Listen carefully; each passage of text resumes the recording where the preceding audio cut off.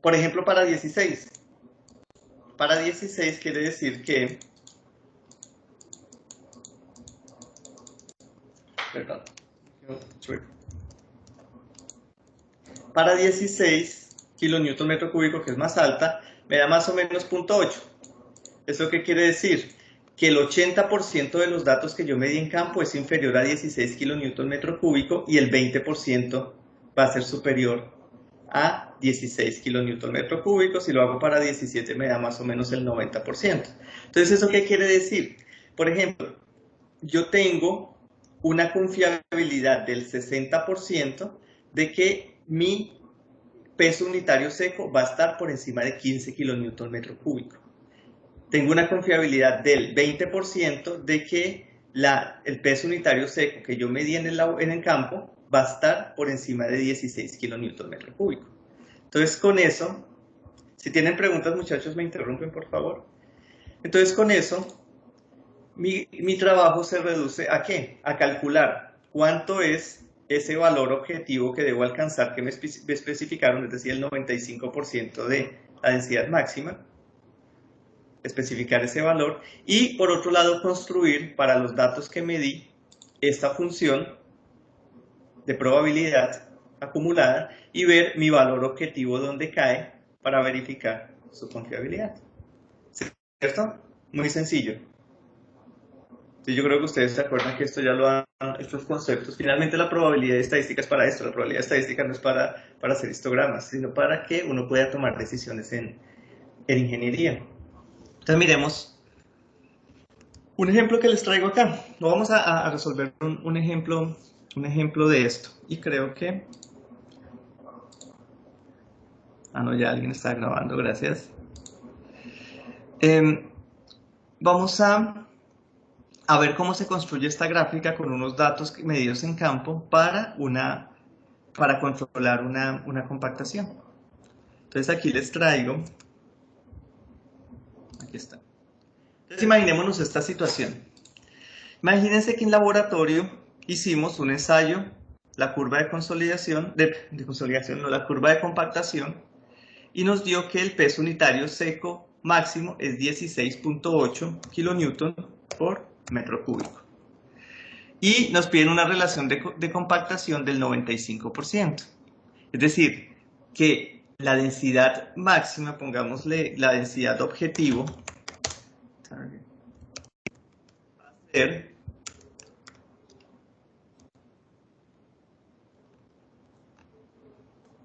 va a ser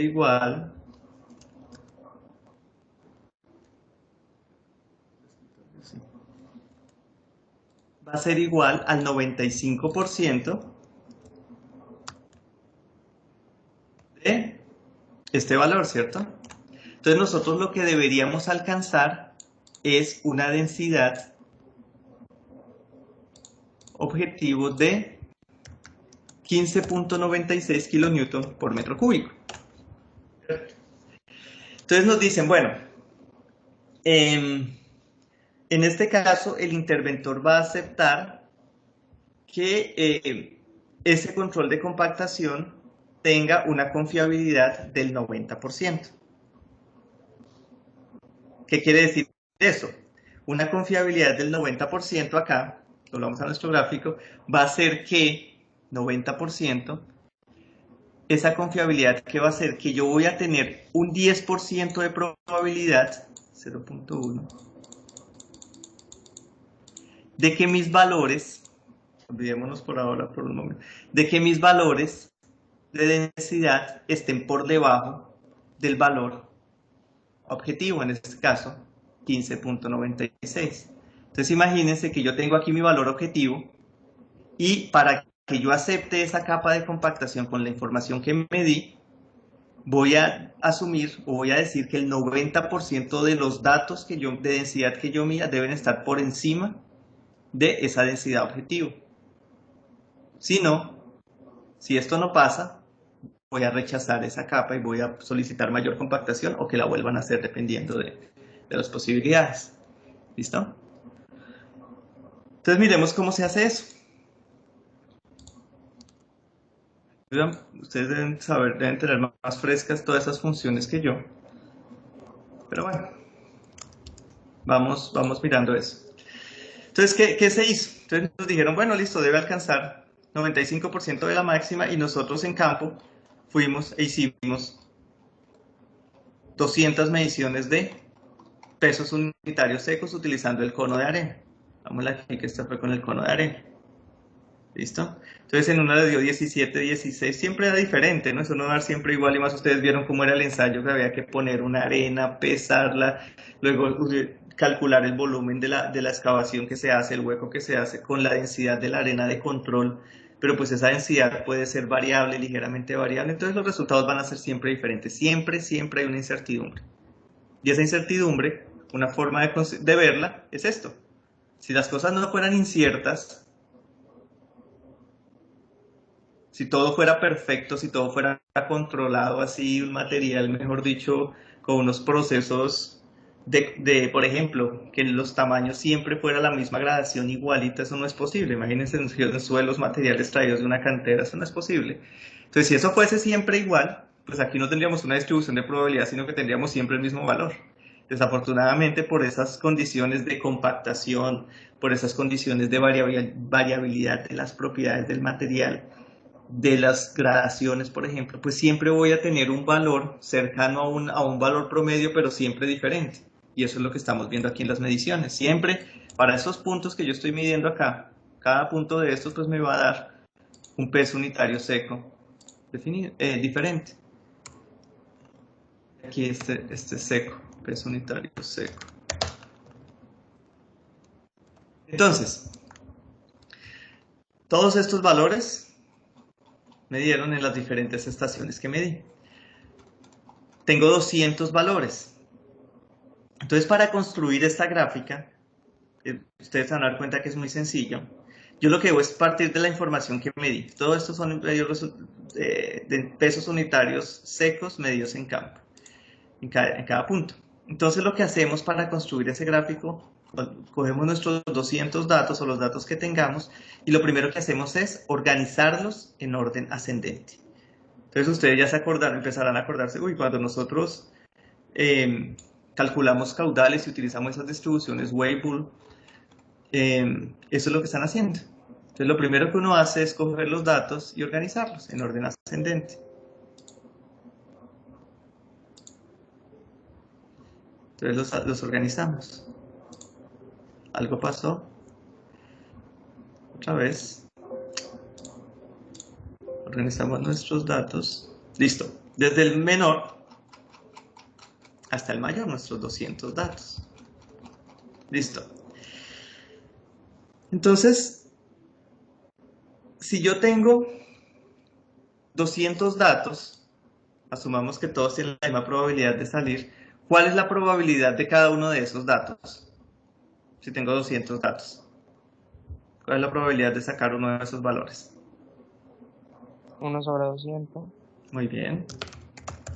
Son 200 datos, las probabilidades en general en estos análisis son 1 sobre n, donde n es el número de datos. Entonces, como tenemos 200 datos, vamos a dejarlo como 1 sobre 200, la probabilidad asignada a cada uno de esas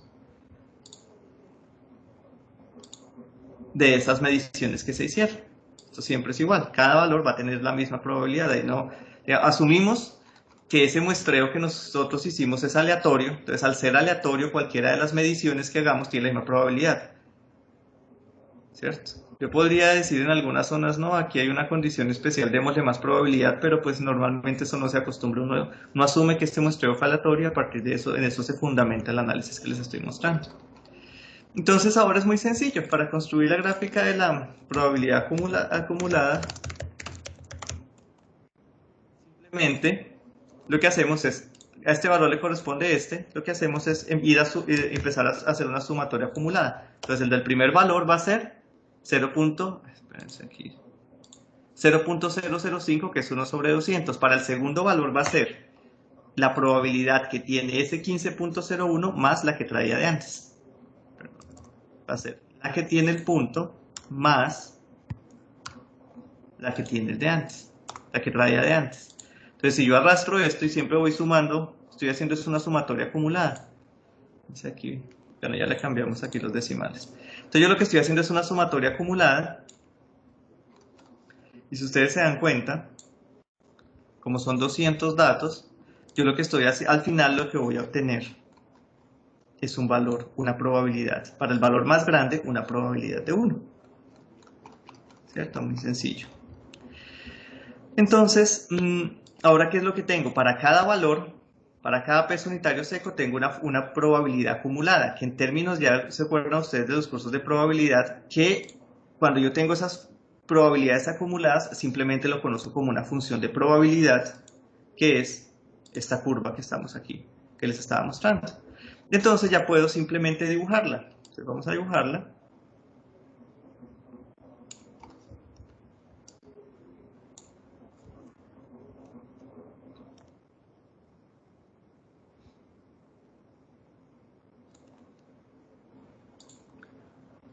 Dibujemos nuestro gráfico.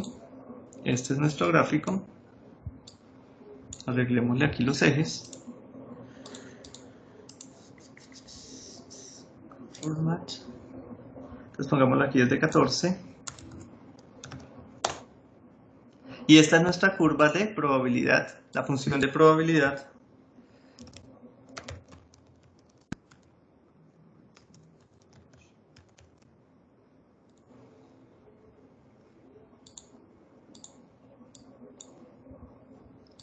Esa gráfica, pongámosle nombres, eso es importantísimo, no lo olviden por favor. Todas las gráficas siempre, los ejes deben tener nombres. Si uno sabe que siempre, así ustedes estén escribiendo un texto donde lo aclaren, deben decir que el eje X en este caso es peso unitario seco, que tiene unidades de kilonewton por metro cúbico, y que aquí en el eje vertical tenemos la probabilidad acumulada.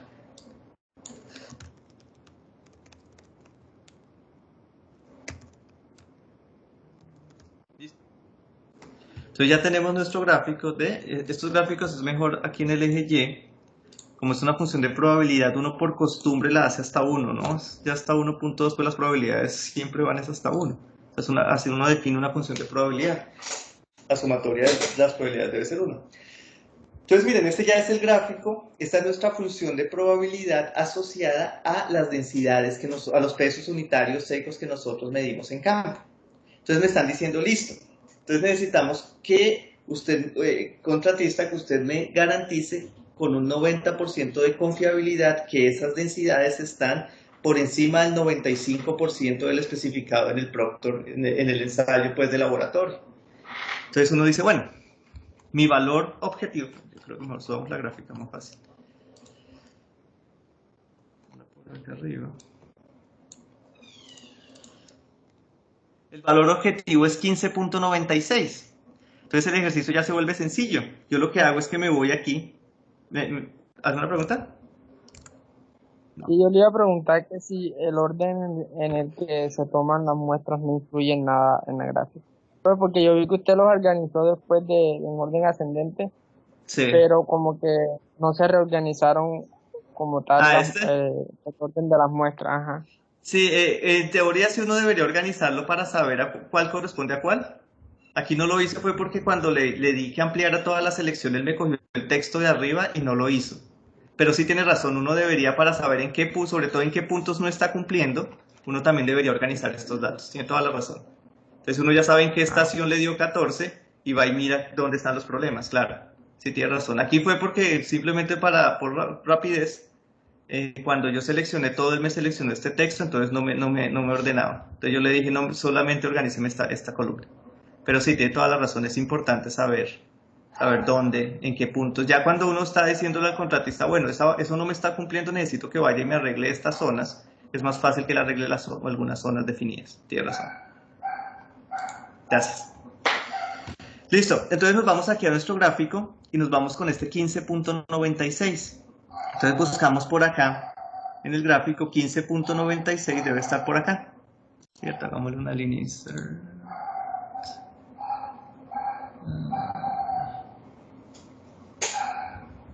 Shapes.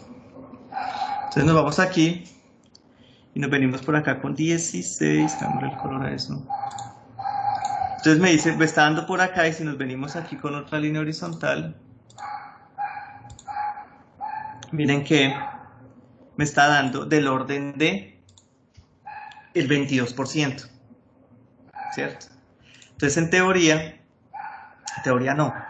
Si a mí me dicen que lo acepte con una confiabilidad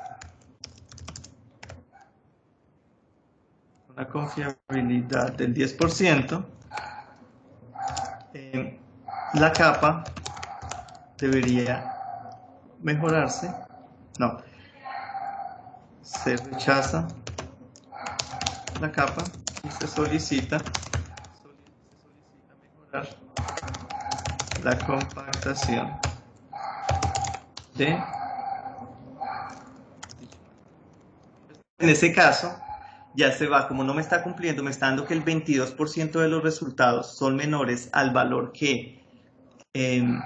al valor objetivo. En ese caso yo debo solicitar una mejora en el proceso de compactación. Y como nos preguntaban ahorita, yo le indicaré, bueno, en estas zonas no está dando, necesito que mejore esas zonas para volver a hacer mediciones, volver a construir el gráfico y saber dónde está mi resultado. Para que yo lo aceptara, miren que el 10% me está dando más o menos como en 15.6 por ahí. Entonces en 15.6 es mucho más bajito que el valor que me están, o el valor especificado por el diseño. Entonces en este caso no me estaría cumpliendo. ¿Listo? Esto es útil realmente. Con este tipo de ejercicios es que uno ve para qué sirven las probabilidades. Sí, cuéntame. Siempre se tomará como referencia el movimiento de la gráfica para saber si ¿Siempre es el 95%? ¿Es lo que me preguntan? el 10%. Ah, no, 10%. depende. Hay dos documentos para verificar. En las especificaciones del proyecto, eso se llaman especificaciones particulares, a veces le dice, acepte las capas con un 80% de confiabilidad o acepte las capas con un 99% de confiabilidad. No, 99 es mucho, pero 95-90% de confiabilidad. Ese es el documento primero que hay que mirar y está asociado a cada contrato. Si no, cuando no está especificado en el contrato, uno va a las normas INVIAS y las normas INVIAS le dice acepte, por ejemplo, el 90%, el 75%, dependiendo de qué capa y de qué tipo de vía esté trabajando. Eso ya depende de las especificaciones de cada caso. Pero digamos que el procedimiento para construir la gráfica es el mismo y ya uno entra a mirar. Y es muy útil mostrar la información así, porque a veces ellos van y calculan el promedio y dicen, no, el promedio me cumple, pero es que usted no necesita el promedio, usted necesita que la mayoría de datos le cumplan. El promedio, esta es una distribución normal, miren que el promedio está por acá más o menos 50%, eso me da más o menos 16.5, si uno coge y promedia los datos le va a dar bastante, le va a dar mucho más que el 15.96, pero miren la cantidad de datos que estarían por debajo de ese 50%. ¿Listo? Entonces es importante, ¿verdad? Y ese 15.96 se lo suministran a uno. Saca. Sí. Bueno, pasa lo mismo. Esto lo hace normalmente el diseño del proyecto. Ya le dice a uno, el diseño o de pronto uno cuando le cambian el material debe ajustarlo. El caso es que uno hace el ensayo de laboratorio, hace su proctor y con el proctor uno calcula la densidad máxima y para capas, por ejemplo, capas de subbase granular, en esos casos esa compactación debe estar del orden del 95% del máximo. Para capas de base a veces le piden el 100% para vías de alto tráfico. Entonces lo mismo, hay que mirar las especificaciones del proyecto, las especificaciones en vías o las especificaciones de la ciudad. Entonces muchas ciudades, sobre todo ciudades grandes, ellas tienen unas especificaciones, unos requerimientos particulares. Por ejemplo, yo sé el IDU tiene una norma y esa norma le controla la forma como debe hacerse ese control de obra y el recibo de esas especificaciones. Si ustedes se van a la página del INVIAS, vamos a ingresar acá al INVIAS. Entonces escriban especificaciones de construcción.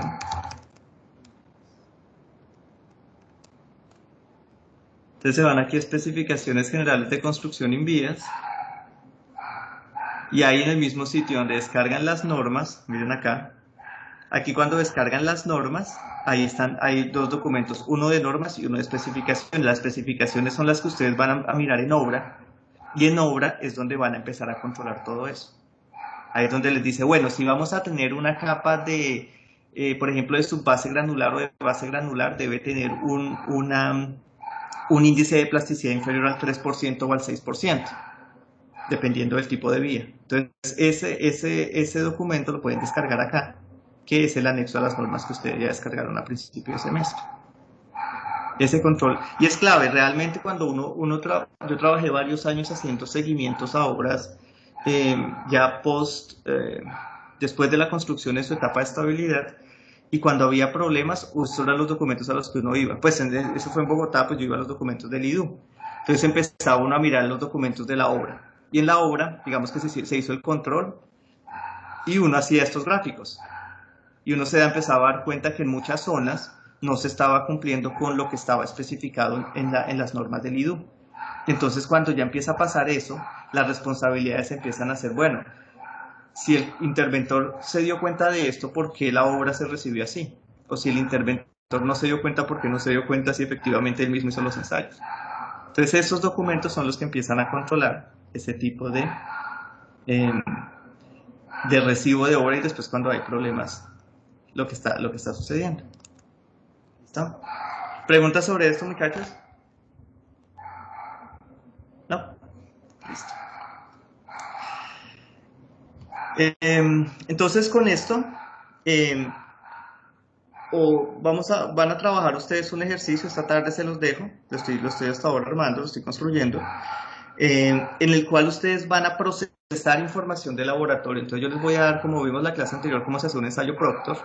Les voy a dar los datos de un ensayo Proctor y ustedes van a procesar los datos, van a generar las curvas de compactación y van a definir cuál es la humedad óptima y la densidad, el peso unitario seco máximo para un proyecto determinado, y luego con unos datos como los que les mostré aquí, van a verificar que se cumpla esas que están especificando con el ensayo de laboratorio para unas condiciones, para esos datos, con una confiabilidad determinada. ¿Listo? Entonces esta va a ser la siguiente actividad que van a desarrollar. Esta tarde ya estará, bueno, al final del día estará ya disponible en Moodle para que la consulten. Entonces quiero, por favor, esta semana que se dediquen a trabajar en eso, en ese tema de procesamiento de la información. Igual van a tener que generar su formato como hicieron en el trabajo anterior, e igual vamos a tener aquí un componente de laboratorio y un componente de la parte, va a ser teórico-práctica, y un componente teórico también con todo este tema de estos análisis que les estoy mostrando. ¿Listo? En este tema, antes de... Cuéntame. La actividad la vamos a hacer en base a la clase del lunes, la clase La vamos a hacer con base en lo que vimos el lunes anterior, lo que vimos en las clases de laboratorio de martes y miércoles y lo que vimos hoy. Con esa información ya lo pueden hacer en su totalidad. Y adicionalmente, muchachos, yo les dije, casi todos van bien. Sin embargo, para que no vaya tan bien y no... Veamos que ustedes están en este momento con una oportunidad. Es decir, estos cursos en estas circunstancias, ustedes deberían procurar cumplir con todo para poder aprobarlos. Digamos que es un momento como clave para que ustedes puedan adelantar mucho de su carrera y no empezar a tener inconvenientes. No valdría la pena uno perder una materia que está viendo así en esta modalidad, y con las ayudas de la tecnología, digamos que la flexibilidad que genera el hecho de que trabajen en grupo, de que trabajen con todos los documentos, no hay parciales así como los parciales que se hacen normalmente, que son es más complejo. Entonces deberían aprovechar la oportunidad. Entonces, en ese sentido, para quien quiera, en este tema de mejoramiento y tratamiento de suelos, voy a proponer un trabajo para mejorar alguna de las notas. Yo sé que muchos no lo necesitan, van muy bien, pero para quien lo necesite, un trabajo sobre mejoramiento de suelos utilizando cal y cemento, para que nos compartan a todos y poder mejorar algunos de ustedes esa nota. Entonces, si alguien está interesado, me cuenta para definir las pautas de de ese trabajo, pues que tiene que ser un trabajo bien elaborado, porque pues finalmente es una ayuda que les estoy, un salvavidas, pues, una ayuda que les estoy dando para que no haya inconvenientes con el curso. Sí, ingeniero, póngalo. Listo, entonces me escriben, porfa, me escriben